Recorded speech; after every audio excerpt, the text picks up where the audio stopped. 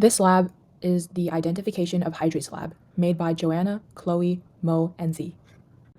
This lab is about identifying annual hydrates by determining the percentage of water in their composition.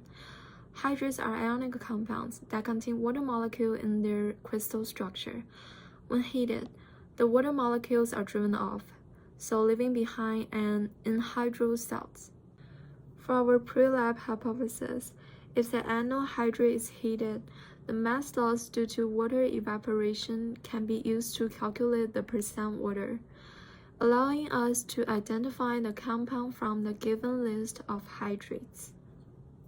Linked to AP chemistry concept, first, stoichiometry. It helps us calculating the percent water in the hydrate based on mass changes, and empirical formulas, understanding how the formula reflects its water content and help us to identifying the hydrates. And the material we use in the experiment, evaporating dishes, electronic balance, test tube, speakers, and test tube rack, Bunsen burners, and annual hydrate sample from A to D. And for safety, always wear goggles to protect your eyes, and never point the heated test tube at yourself or others. And the new lab techniques we use in these experiments are proper handling of Bunsen burner for controlled heating, and multiple heating circles to ensure complete water removal. Hi, there's motion for the experiment part. So let's take a look about the basic procedure first. Our purpose of the experiment is to identify the annual hydrate from the following 4 hydrates. And we design the following step for the lab. The first one is guide the annual hydrate, then heat the hydrate until all the water is removed, then determine the weight of the water and its proportion in the hydrate. Then compare the theoretical proportion of water in the 4 hydrate. Finally, find out which one is the annual hydrate. Then during our lab, the first thing is safety precautions. We were wearing the goggles during the whole lab, and really important, turn on the gas when we are prepared. The second one is preparation. We noticed 2 important things during our lab that we think we should work on, and it's really important to notice that. The first one is how to light a Bunsen burner. It sounds easy, but actually it contains some technique and experiment.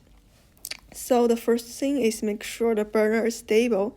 It's not move around or have some angles with the table. The second one is use the lighter correctly. At first, we cannot use the lighter correctly and cannot get spark. So we practice a little bit and find some technique, like you should add some pressure on the lighter so you can get a spark. Then open the gas and turn on the burner. And next one is also really important, is to adjust the fire to make sure the fire is nice and blue. If it's not nice and blue, the temperature may be inappropriate for the lab. The second thing is how to take right amount hydrate.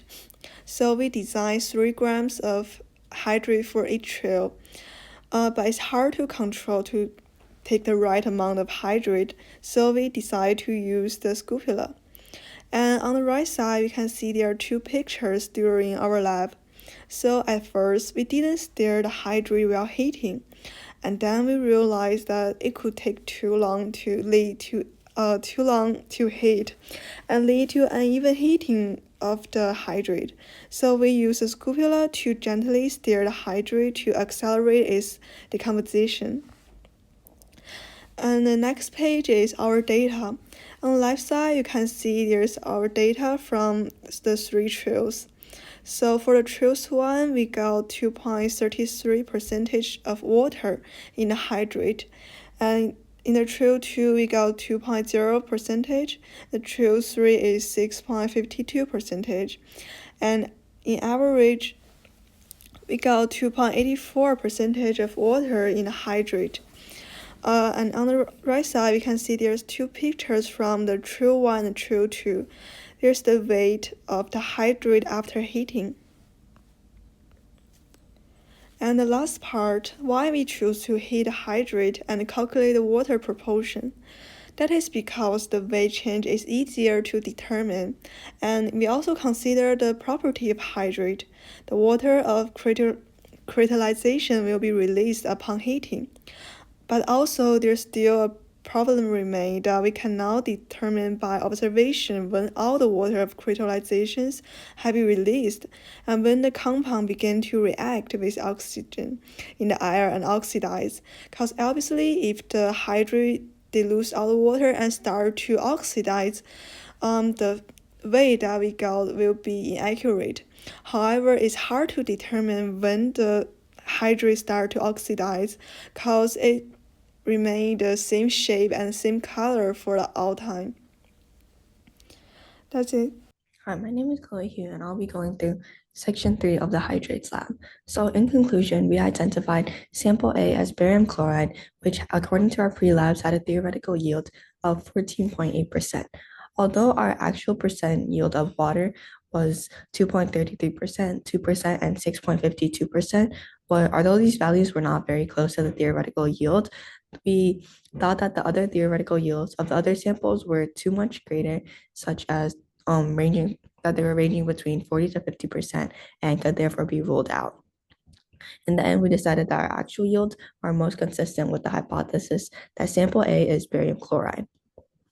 So some errors that could have influenced our results and ultimately produced the low percent yield values was that for trial number 1 and trial number 2, our evaporating dish was likely to be contaminated which may have influenced the ability of the hydrate to evaporate. Another issue is the lack of time, or the lack of times that the hydrate was heated for. We only heated the hydrate 2 times for 5 to 10 minutes each, and this could mean that the water was not fully evaporated, and therefore our calculations would show lower water percentages.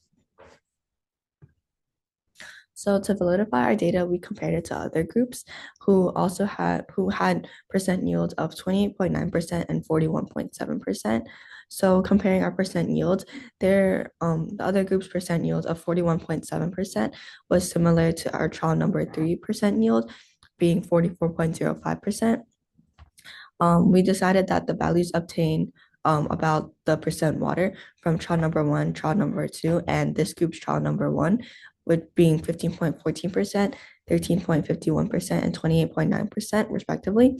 We thought that these could be considered unreliable as they stray significantly from the theoretical yield. It is also likely that these trials faced errors previously described, such as contamination and the lack of time that the hydrate was heated for. For Section 4, the post-lab questions, the first question asks, write the balanced chemical equation for the reaction you completed in the lab. The hydrate that we identified in the lab was barium chloride, and the balanced chemical equation for the dehydration reaction of barium chloride hydrate is shown as follows. This is because barium chloride dihydrate dehydrates into barium chloride in its anhydrous form and 2 moles of evaporated water. For the second question, it asks us to calculate the mass percent of water for the hydrate lithium nitrate. To do this, we first have to calculate the mass of water out of the total mass of the hydrate. Doing that, we get the mass of water as 54.06 grams, and the total mass of the hydrate is 122 grams per mole. To get the mass percent of water, we have to calculate the mass of the water over the total mass times 100%. And after plugging in our numbers, we get 43.95%. For question 3 of the post-lab questions, it asks, a 5-gram sample of hydrated barium chloride is heated to drive off the water. After heating, 4.26 grams of anhydrous barium chloride remains. What is the value of N in the hydrate formula? Because the N is put in front of the water, we know that we have to calculate the moles of water for 1 mole of barium chloride. To get the mole ratio between the barium chloride and water in this case, we have to first calculate the grams of water that evaporated. And to do that, we subtract 4.26, which is the remaining anhydrous barium chloride, from the 5-gram sample. And after doing that, we get 0.74 grams of water that evaporated. We need to convert the mass of the water evaporated into moles and do the same as barium chloride, which gets us 0.041 moles for water and 0.0204 for barium chloride. To get the mole ratio, we divide both the values by the value that's smallest between them, and we get a ratio of 1 to 2 between the ratio of barium chloride to water. And after doing that, we get that N equals 2, and the hydrate formula is BaCl2 times 2H2O. For the last question, it asks us a 1.98 gram sample of cobalt chloride hydrate is heated over a burner. When cooled, the mass of the remaining dehydrated compound is found to be 1.55 grams. What is the formula and how to make sure that all the water is removed? This is essentially very similar to the previous question, in that we have to find the mole ratio between cobalt 2 chloride and water to get the formula of the hydrate. So first, we find how much water is evaporated.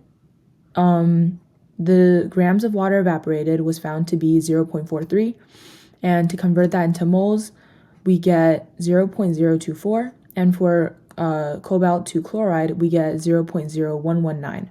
And do the same to get the mole ratio. We get a ratio of 1 to 2 between the cobalt 2 chloride and water. So we get the hydrate formula to be CoCl2 times 2H2O. To make sure all the water is removed, while heating the hydrate, record the mass as well. And heat until constant mass. This is when you know that the mass, that all the water is evaporated because mass is no longer decreasing. The 5th question of the post-lab questions is not complete, so we skipped over it. Thank you.